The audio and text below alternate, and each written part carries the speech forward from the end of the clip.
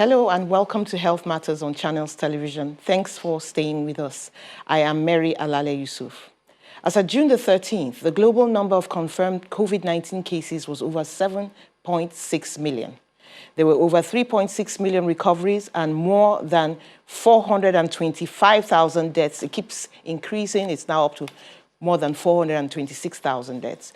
There were over 2 million confirmed cases of COVID-19 in the United States, which is about 27% of the world figure, and more than twice the number in Brazil.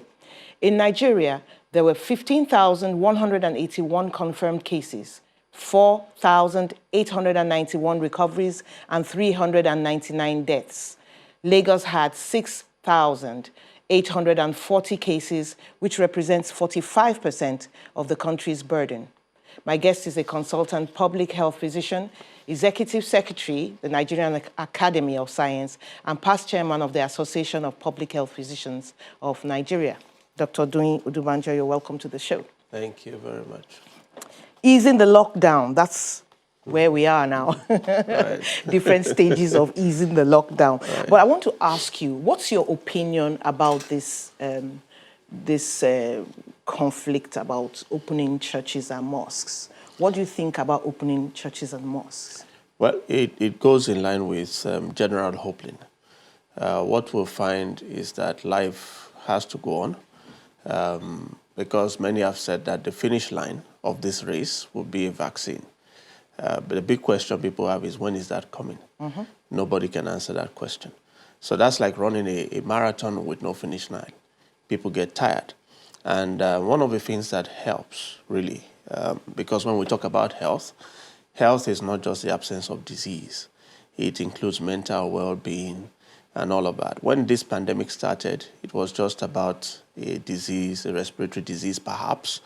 But now, clearly, we're saying that it comes with many tentacles.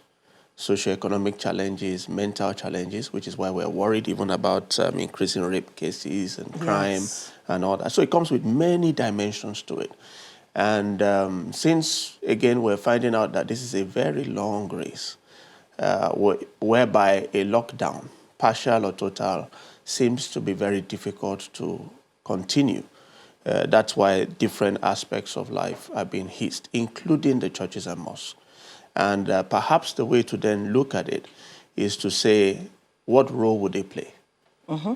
You know, first, in addressing the concerns that people have about that, is that it's considered by many that those are high-risk environments. Okay, and why would they be high risk? Actually, you have a high risk in terms of COVID-19 when you have close contact, when you have close spaces, and when you have crowds. Okay, and a lot of shouting in some churches. Yes, and shouting and all that. So 3 C's, okay? But again, you can get that in many other places, including the airlines and the planes that we're beginning to bring up. I mean, you get close spaces, you get crowds, you get close contact. So what do you do with all of those ones also that have been opened, including even the banking halls? Okay, so the argument is, why do you do one and not do the other? Yes, and that first is that, okay, this is the worry that people have. And people also feel that, why are you doing one and leaving this out, okay? But what you do with a high-risk environment, in quote, is that you see, can we reduce the risk? So that's why the guidelines come out, you know, to say, okay, if we have to do this, this is how we can do it. And reduce the risk by making it, you know, physical distancing in the church. Please avoid all the, you know, hugs and things we would love to do. Please keep the windows and the doors open instead of a closed place with the AC on. So those are all guidelines to reduce the risk. So the next side of it is to say, what role for them? Since we know that health is not just about the absence of disease, it's also about mental well-being and all that. This disease has come with tentacles, like I said earlier, which includes hopelessness. You know, people are really mental tired. Disturbance, They are hopeless. The economy is bad. People are losing income, afraid of losing jobs, or have lost it already. And these are all things that the mosque and the churches really serve and so deal you with feel very the camaraderie can help keep people's spirits up? Yes, they do things that we have not actually given enough credit for. You know, they help people gain resilience in a way that we probably cannot achieve, otherwise. Yeah, and for me, the way I see it is that, you see, if we can't but do it, then we should look at what is the positives that can come on board and not just be focused on the negatives, okay, or possible negative, actually. So apart from, having a good time and feeling better about ourselves and each other, what else can such gatherings do? Now, the leadership there is credible to the followership. Okay, one of the problems we have is that in managing this disease, we need to manage human behavior. Now, that is difficult to manage when people do not believe you, when they are no longer following what you're saying. And I think we're seeing that on the streets. So the other positive you can bring on board is to seek the collaboration of the leadership of these religious places to help pass on the message that the battle is not over. Please be cautious. Please follow the guidelines that you are being told. Yes, indeed, those figures are real. Yes, indeed, there are real people who have had this condition or the other. And actually, many of those religious leaders would know some of those people. Because when we're in trouble, we talk to them. Okay. So tell the people, these things are truly so. There are actual sick people out there, even if you don't know any. There are sick people. There are people who have died. Please use the mask. Please watch where you go. Please, and they listen to them because they have credibility. Okay, so you're saying that not only, can they help people emotionally, they're actually a vital tool for this fight. They can be used as a vital tool. That's my point. That we should not see, because sometimes we see it as, we'll do them a favor. No. They can do us a huge favor. There are studies that have shown that, people listen to their doctors or nurses, the health professionals. The next set of people they listen to the most are the religious leaders. That they believe, when I say listen to, is that they listen to them, they believe what they say are those religious leaders. So why are we not maximizing that? And having some of these people talk to the people. Well, we were talking about flattening the curve a while ago. And if that is to be done so that health systems will not be overwhelmed, then we're in for a long battle. Very long. Because it means that less people will be spread over a longer period of time. Yes. And COVID will be here for ad infinitum. And it's good you bring that up because everybody is talking about flattening the curve without knowing what we're saying.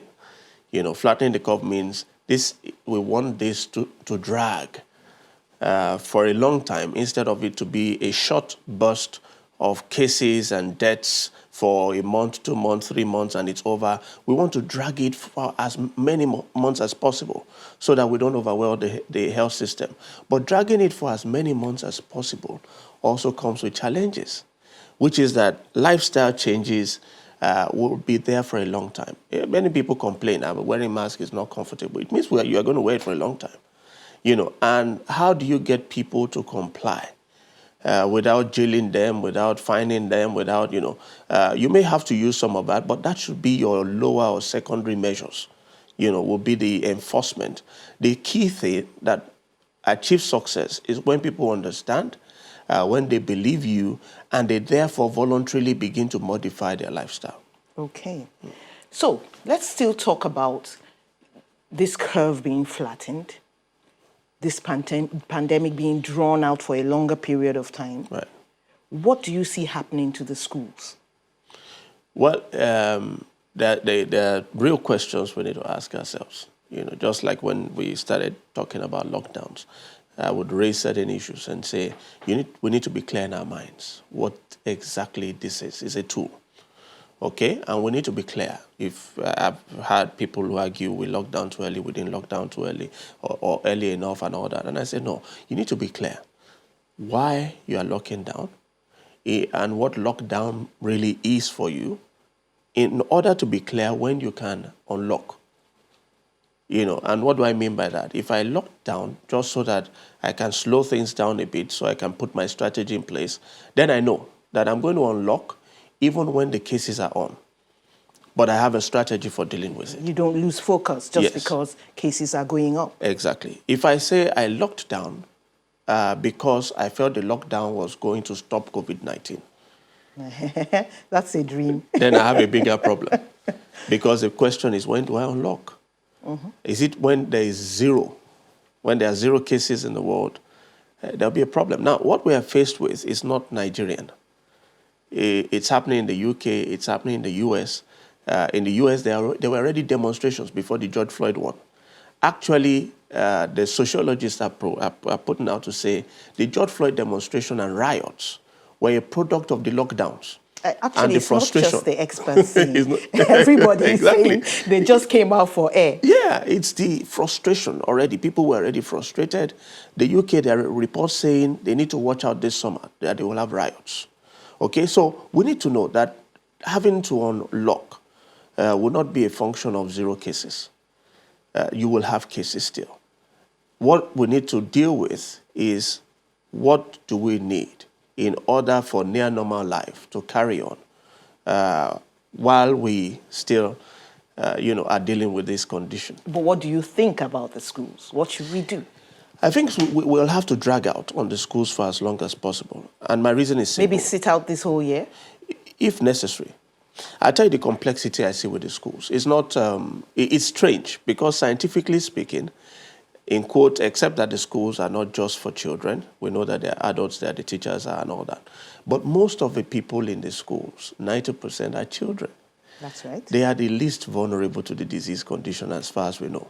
Which makes it easy for them to carry. Ideally, that's why I said, scientifically speaking, that should have been the easier place to open up. Yes. However, it's a very sentimental place because parents will give their lives readily for their children. So it's one that if we don't carefully manage both the science, the health aspect of it, as well as the social and psychological side of it, both for the children and the parents, it can completely derail this whole control situation. It can derail the whole COVID-19 control, campaign. Because when the parents start to fight you, they will fight you much more over the children than over themselves. So it makes it very complicated. I mean, and that's why you find that the UK opened 1 or 2 schools. They had one child who was 12, I think, who died. And the uproar over that was much. But thousands of people were dying. That's right. Now but when it's a child, over it makes child. a lot of news. Yeah. So in your opinion, hold off until you're sure. Hold off until you really know what we can do. And one of the things, for instance, I think would be critical will be some kind of rapid diagnosis. So if somebody is sick, it will be very important for us to be able to tell almost immediately, is it COVID-19 or not? Okay. That will be critical for us, not just for the schools, but for many things to change. If there are many people also dying of things that are not COVID, but because they are afraid to go to the hospital, if they do go to the hospital, the health workers are afraid of dealing with them. We need to deal with that fear. Yes. If we're going to have this thing for a long period of time, then we need to deal with that fear of people with other conditions so that we don't lose those people too. Yes, absolutely. And if you then also have, in a school, a child is sick or even a teacher is sick, you want to be able to test immediately. Yes. And know what it is. So we need to work on the rapid and deal test. with that. So if we have all of that, and then you have some simple, easy, effective treatment protocol you can follow very quickly. And I have to stop you there. We need to go to break. We're going on a short break. Stay with us. The conversation continues after this.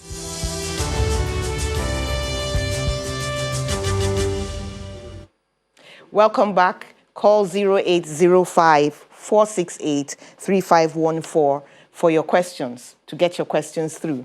You can also tweet at CTV_Mary A to tweet any of your questions. We're still talking about easing the lockdown. Do you think that lockdown was effective? And are we losing the gains of it? The lockdown was effective. Sometimes you need to flip it and say, if we had no lockdown, would we even have had any game? The lockdown came at a time that we were kind of shocked.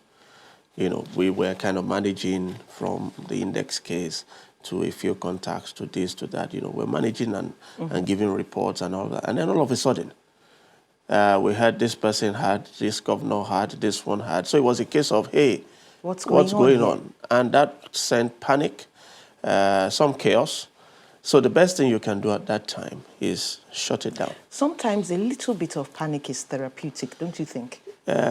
Not panic, a little bit of Fear. concern. I don't even like the word fear. I think fear makes us be irrational sometimes, So, for instance, somebody is crossing the road and then she sees a car coming that she didn't notice before. Fear makes you start, hey, yeah! But you stood in the middle of the road still and the car hits you. But if there's concern... If there's concern, you run. Then you take off, So there should be a good measure of concern. So are we losing those gains? I think largely, yes, people are, they've lost a good degree of the fear to start with. And then they're getting tired of this long-drawn, change to their lifestyle. And like I said, that's where we can now, again, begin to use other methods and other messengers, to help emphasize these things and help ensure. Because behavioral change management, we know, is extremely difficult. Let's get this call from Jeffrey. Hello, Jeffrey. Jeffrey from Port Harcourt. Yes. What's your question? My question is, if school opens, if school opens, will children get affected? Whether it will affect them? Yes. Are you a student, Jeffrey? No. Okay. Let's answer Jeffrey.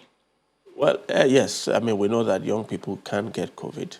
But what we also know, which is good, is that they don't suffer severe disease as much as the adults do.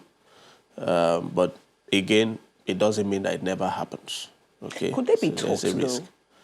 to They can, and at I least think at a certain age to behave in a responsible manner because of the yes, disease? I mean, but the younger they are, the less you are likely to be able to get control that them, done. yes. And that's why many people have started, in many countries, when they opened, they started with the higher schools. And people have said, the younger children are even more resilient. Why are you doing that? But they are starting with the higher ones because they know that the behavior can be better controlled. Yes, and for the young ones, we're not thinking of them so much as their grandmas, their grandfathers, their parents. And you start with their teachers. And their teachers, yes, that's so right. if a teacher were to catch it from a student also, or the student takes it back home to the vulnerable that you've been trying to keep away from it. We don't even want to think about the wildfire this could cause. Yes, so if it's you have quite 50 complex, students yes. in one class and everybody takes something home. It's quite complex. So that's why I think every parent, every teacher, every school and school owner all need to understand that it's complex and still be a little patient. Okay, so most of you doctors have said that this COVID-19 will end up being like the common cold, like something we live with. We never did get a vaccine for the common cold. Right. Do you suppose we could get used to this in the same way, and just, he's ill, what's wrong with him? It's just COVID-19. He'd be okay in 2 days. I mean, do you think that could happen? Well, never say never to start with. We must know that this is a novel coronavirus. That's what we, and one of the reasons why you can have this kind of wildfire like we've seen is because it's novel. Novel means it's new. It's new. And for something that's new, it means that nobody had the immunity to start with. Today, we go to work, and then you say, why are you looking like that? I have malaria. Now, you say that to some people who don't have malaria in their areas. It's not endemic in their countries. And you say, I have malaria to them over the phone. They're thinking you must be near death. Because what they read is that malaria kills X, yes. Y, Z number of people. Let's quickly take Jonathan before we continue. Hello, Jonathan. Hello? Hello. What's your question? Are you there? Yes, I'm with you. Yeah, what's your question, Jonathan? Sorry, ma'am. Please, I want to confirm, is what do we call it? Is hepatitis B treated? Is it? I didn't get that. It's a non-COVID, actually. He was asking about hepatitis. Okay, we can't do hepatitis today, Jonathan, but we will do hepatitis, God willing, one day when COVID-19 has taken a back seat, and we'll be able to answer your question. Thank you so much for calling, Jonathan. Now, is there a ray of hope? Days ago, we were hearing that if people are asymptomatic, then it would be really rare for them to pass on the disease to someone else. Well, again, we've seen also that the same WHO that came out with it has tried to modify that to say they are not exactly saying that it can be passed on, but that it looks like it's not as common as what's thought. So that might be good. But again, these are because I was thinking, early findings. if somebody is asymptomatic, that Right. means he's not coughing. Right. He doesn't have symptoms. It means he's not displaying the normal things that... And the coughing is one of the major ways of releasing the virus. Right. But again, if we just follow the guidelines, whether you are coughing or not, it will equal almost the same thing, So since I walked into your studios, I've not coughed, but I have worn my face mask. So even if I coughed or didn't cough, whatever came out would go into that face mask. So if we followed that, then we would generally be safe. Let's quickly take Olakunle's question. He says, so how far about the chloroquine and Madagascar cure? Haven't they been tested all this while?